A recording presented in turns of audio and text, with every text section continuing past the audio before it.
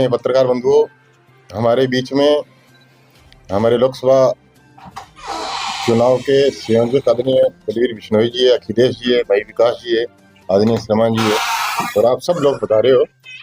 मैं आप सबको मेरी तरफ से धन्यवाद दूंगा, शुभकामनाएं प्रेषित करूंगा।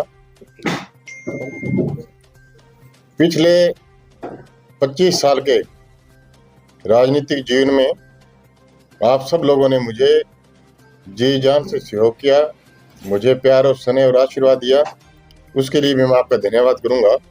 1967 से लेकर लगातार आज तक मेरा परिवार राजनीति में है और सबसे ज्यादा इस क्षेत्र में प्रतिनिधित्व करने के लिए आप सब लोगों ने हमें सहयोग किया है और मैं समझता हूं कि एक इतना बड़ा आशीर्वाद किसी न किसी परिवार में कभी कभार मिलता है जो आपने मुझे दिया है। इस क्षेत्र की विकास की योजनाओं में पिछले सालों में विकास की योजनाओं में सबसे ज्यादा हमने काम जो घोषणा की थी उसको हमने पूरा करने का काम किया है। देश के प्रधानमंत्री नरेंद्र भाई मोदी जी के नेतृत्व में यह देश एक विकसित देशों की श्रेणियों में जाके खड़ा हो, इसके लिए आप सब लोगों के प्रयास और आप सब लोगों का आशीर्वाद हमारे साथ में खड़ा रहा और मैं कह सकता हूं कि आज विकास की योजनाओं में श्री गंगानगर और हनुमानगढ़ सबसे आगे है। जो 96 के अंदर मैंने सपने संजोए थे, मैंने सबको पूरा करने का काम किया है। गंगानगर और हनुमानगढ़ हम लोगों ने मिलके एक नए आयाम की शुरुआत की।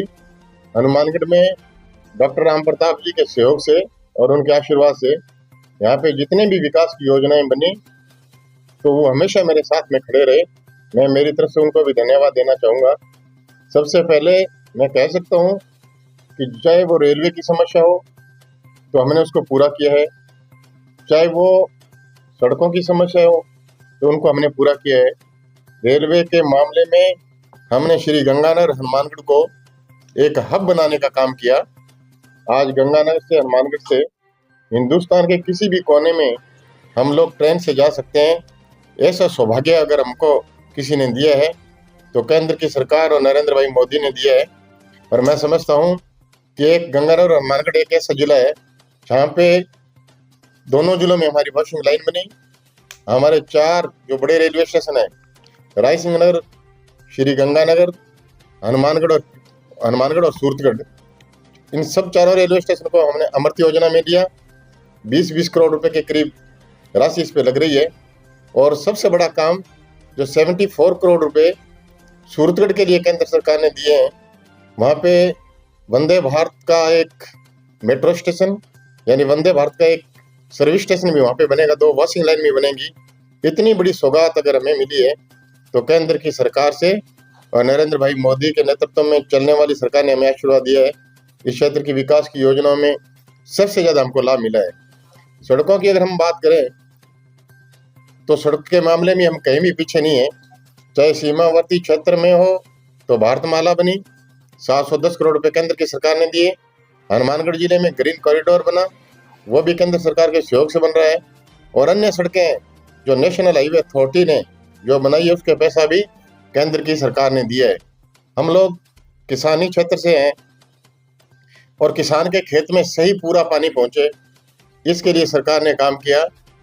करीबन 2300 करोड़ रुपए की राशि डॉक्टर राम प्रताप जी के सहयोग से इस क्षेत्र में आई।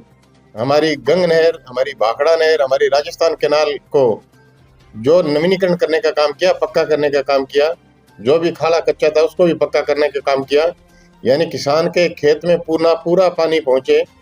इसके लिए अगर किसी ने व्यवस्था की है तो डॉक्टर राम प्रताप जी के सहयोग से केंद्र की सरकार और राजस्थान की सरकार, हमारी जो भारतीय जनता पार्टी का राज था उन्होंने किया। आज मैं कह सकता हूं कि राजस्थान में जब भारतीय जनता पार्टी का राज था और केंद्र में भारतीय जनता पार्टी का राज था तो विकास की योजनाओं को अगर अंतिम छोर पे पहुंचाने का अगर किसी ने काम किया वो भारतीय जनता पार्टी के एक कार्यकर्ता ने किया है। और आज मैं धन्यवाद देना चाहूंगा कि भारतीय जनता पार्टी के एक कार्यकर्ता की बदौलत आज हम लोग पूरे देश में भी हमारी सरकार है और राजस्थान में भी हमारी सरकार है। मैं अभी 19 तारीख आ रही है और 19 तारीख के अंदर एक बार फिर हमारे क्षेत्र के भाग्य का फैसला होने वाला है। मैं आप सब बंधुओं से, आपके माध्यम से सभी नागरिकों से मैं अपील करूंगा कि हम लोग कमल के निशान पर वोट देकर बहन प्रियंका को यहाँ से चुनाव जिताएंगे, ताकि देश में एक बार फिर नरेंद्र मोदी की सरकार बन सके, ताकि यह देश एक विकसित देशों की श्रेणियों में जाके खड़ा हो। मैं यह आग्रह करने के लिए आपके बीच में आया हूँ।